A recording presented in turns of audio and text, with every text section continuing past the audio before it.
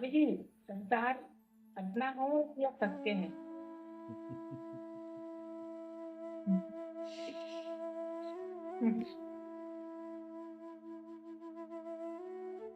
बहुत सुंदर प्रश्न पूछा है, तार्किक प्रश्न। सपना, संसार सपना है या सत्य?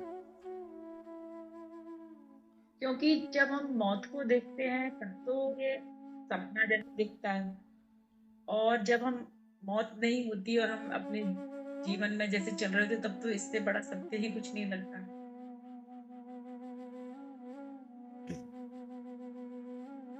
इसका सीधा साफ उत्तर नहीं हो सकता। एक पहलू से जब संसार को देखोगे तो निश्चित ही वह सपना दिखेगा, और एक दूसरा छोर है, उस छोर से जब तुम उसे देखते हो ना, तो बिल्कुल वो सत्य प्रतीत होता है, और एक अर्थों में सत्य है भी। चीजें अलग अलग दिखाई पड़ती हैं। एक टेबल है, एक कुर्सी है, एक लक्ष्मी है, सब अलग अलग चीजें दिखाई पड़ती हैं। एक व्यक्ति है, एक घोड़ा है, दीवाल है, सब कुछ अलग अलग। अब तुम्हें मैं पूछूं, ये सारी चीजें इतनी दिखाई पड़ रही है, क्या ये सब है?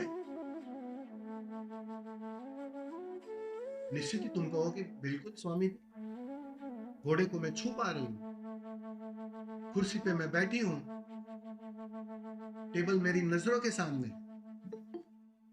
निश्चित ही वो अलग अलग अर्थों में दिखाई पड़ता है, तो उस अर्थों में तो वो सत्य है। लेकिन किसी वैज्ञानिक को पूछो,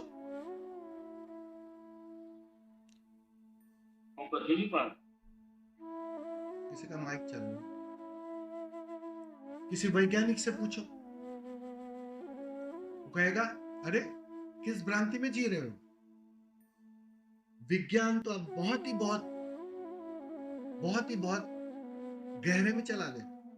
उसने अणु को भी तोड़ दिया, परमाणुओं को भी तोड़ दिया, इलेक्ट्रॉन न्यूट्रॉन पर चला गया। तो वो कहेगा बिल्कुल, तुम्हारे लिए वो टेबल है, तुम्हारे लिए वो कुर्सी है,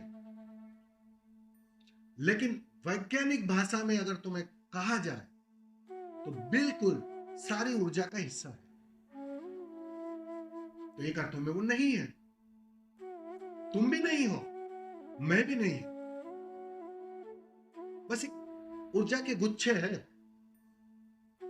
कहीं ऊर्जा ज्यादा इकट्ठा हो गई तो कुछ और मालूम पड़ रही है, कहीं ऊर्जा बहुत तरल है तो कुछ और मालूम पड़ रही है। वो जैसे बादल होते हैं, बहुत घने बादल भी होते हैं, और कुछ बिखरे बिखरे साफ सुथरे बादल भी होते हैं। बस ऐसा ही कुछ ऊर्जा के साथ हो। जिस दृष्टि से तुम देख रहे हो, जिस आयाम से तुम देख रहे हो, इसलिए यही हो रहा है। जब कोई अपनी भीतरी कीमती आंखों से, अद्वैत की आंखों से जब उसे देखता है ना, तो उसके लिए निश्चित ही यह संसार एक माया बन जाता नहीं है, वैसा उसे दिखाई पड़ता। सिर्फ ऊर्जा ही दिखाई पड़ती है, सिर्फ परमात्मा ही दिखाई पड़ता है। उसके लिए व्यक्ति समाप्त हो गया, उसके लिए वस्तु समाप्त हो गई। बिल्कुल उस वैज्ञानिक की तरह उसने लेबोरेटरी में उसे देखा, ये अपने भीतर देख ले, उसमें उसे साफ हो जाती है। वो कह सकता है कि बिल्कुल जिस संसार से तुम पीड़ा पा रहे हो, मुझे हंसी आ रही है क्योंकि वो संसार है नहीं। वो हंसता है। तुम्हें पीड़ा मिल कहां से रही है? तुम पीड़ा खोज कहां से रहे हो? तुम कैसे दुखी हो पा रहे हो? कोई मारने वाला है ही नहीं और तुम मार खा रहे हो, ये कैसे बात हो सकती? समझ में आ रहा है? उसे बात साफ हो रही है, साफ साफ दिखाई पड़ रहा है कि यहां सिर्फ ऊर्जा के अतिरिक्त कुछ नहीं है। तुम दुखी हो रहे हो कि पति दुखी कर रहा है, बेटा दुख दे रहा है, पड़ोसी दुख दे रहा है, पोते की वजह से चिंता आ रही है। कहां से ला रहे हो? बुद्धों की यही तो सबसे बड़ी विडंबना है। आयाम बदल गया, सारी दृष्टि बदल गई, दृष्टि बदली कि सारी सृष्टि बदल गई। उसे दिखाई नहीं पड़ता भाई तुम चुन चुन के दुख ला कहां से रहे हो? यहां दुख हो ही नहीं सकता है क्योंकि दूसरा है नहीं।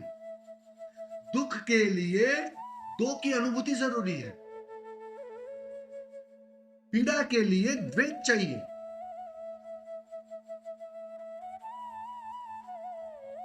बिना द्वैत के पीड़ा नहीं हो सकती। तुम तो सबसे कुशल कारीगर हो, जहां से पीड़ा जन्म दे ही नहीं सकती, असंभव घटना है। लेकिन वहां द्वैत की भ्रांति के माध्यम से, एक इमेजिनेशन के माध्यम के द्वारा, मतलब तुम शरीर नहीं हो लेकिन मान लिया कि मैं शरीर हूं, उस इमेजिनेशन के माध्यम से तुम पीड़ा को जन्म दे देते हो और दुखी होते हो और प्रश्न पूछते हो। मजे की बात तो ये है, प्रश्न वहीं से तो उठ रहे हैं, उसी पीड़ा से उठ रहे हैं। क्योंकि यही संसार कभी अच्छा अच्छा मालूम पड़ता है,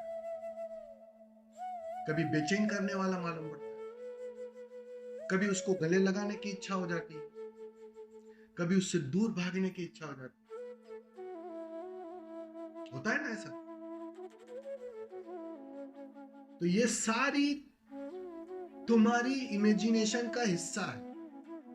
लेकिन तुम एक आयाम से, जब द्वैत के आयाम से उसे देखते हो ना, तब ये सारा प्रकट होता है। इसीलिए सारे बुद्धों ने तुम्हारी तकलीफों को दूर करने की बिल्कुल ही कोशिश नहीं। एक मजे की बात आपने देखी, तुम उनके पास कोई भी प्रश्न लेकर जाओ, वो चिंता नहीं लेते। तुम बोलो कि भाई बेटी ऐसी है, बेटा ऐसा है, वो वैसा है, शरीर साथ नहीं दे रहा है, बोलता है बोलती रहे, तू जो बोलना है बोलती रहे लक्ष्मी। लेकिन लक्ष्मी थोड़ा ऊपर उठ जा, लक्ष्मी 2 कदम थोड़ा ऊपर आ जा, जिस पायदान से मैं देख रहा हूं उस पायदान पर तू आ जा। उनकी फिक्र ये होती, वो तुम्हारी दृष्टि बदलवाना चाहता है, परिस्थिति नहीं। परिस्थिति बदलने में उनको बिल्कुल ही रुचि नहीं है। अगर कोई बुद्ध या कोई जागा हुआ तुम्हारी परिस्थिति बदलने के लिए तुम्हें हेल्प करे ना, मदद करे ना, तो जान लेना वो सच में जागा नहीं है, वो बिल्कुल जागा नहीं है। क्योंकि उसे एक बात साफ है कि यहां पीड़ा हो नहीं सकती, यहां दुख सबसे बड़ी भ्रांति है, क्योंकि दो है नहीं। दुख के लिए दो की शर्त बहुत जरूरी है, नेसेसिटी है वो। जब तक तुम्हारे अंदर दो की भ्रांति है, द्वैत की भ्रांति, तब तक कितना ही तुम्हारे आसपास महल का आयोजन किया जाए, कितनी ही सुविधाओं का आयोजन किया जाए, तुम पीड़ा के बाहर नहीं आ सकोगे। बुद्ध के साथ क्या हुआ? यही तो बात बनी ना, सब कुछ सुविधा थी, लेकिन द्वैत की भ्रांति थी।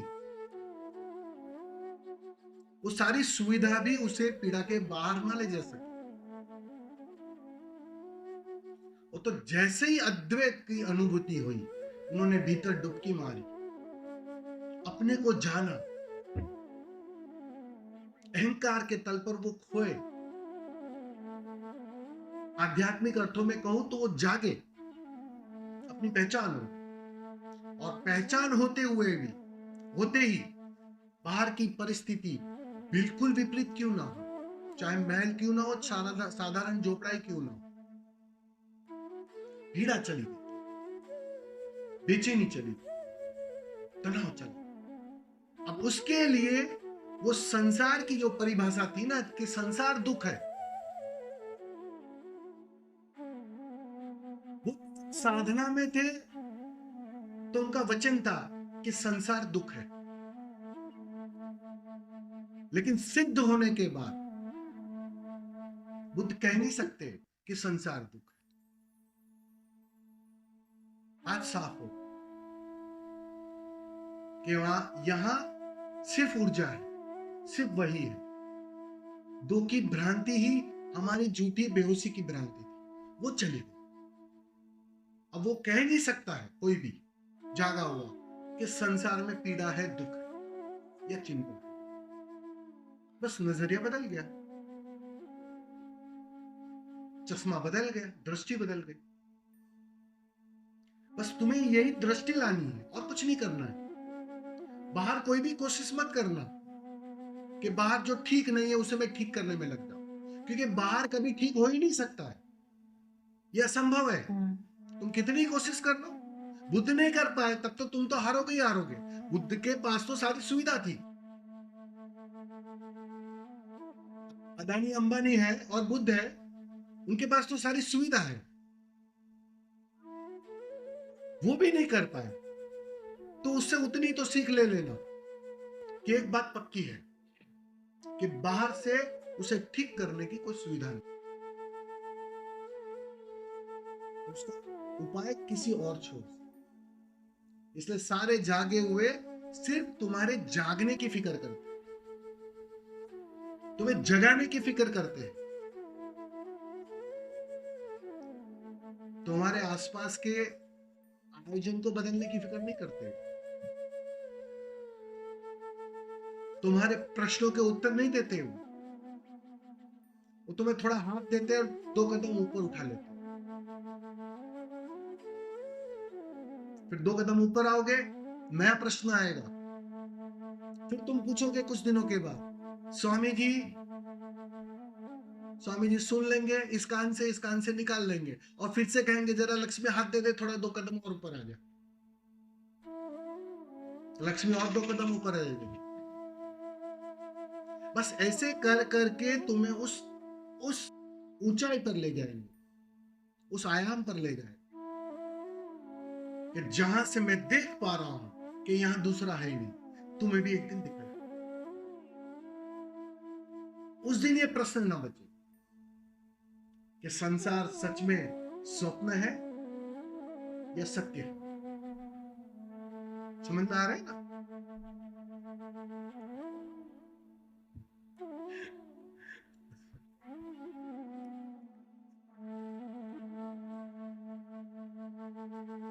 अभी बताओ, स्वप्न है या सत्य है? कभी कभी मैं एग्जाम भी लिया करूंगा, टीचरों से तो मैं बहुत ज्यादा एग्जाम लेता हूं। हाँ लक्ष्मी, टीचर सबसे ज्यादा एंसारी होते हैं स्वामी जी। ऐसा मत बोलो, इधर बहुत सारी टीचर है।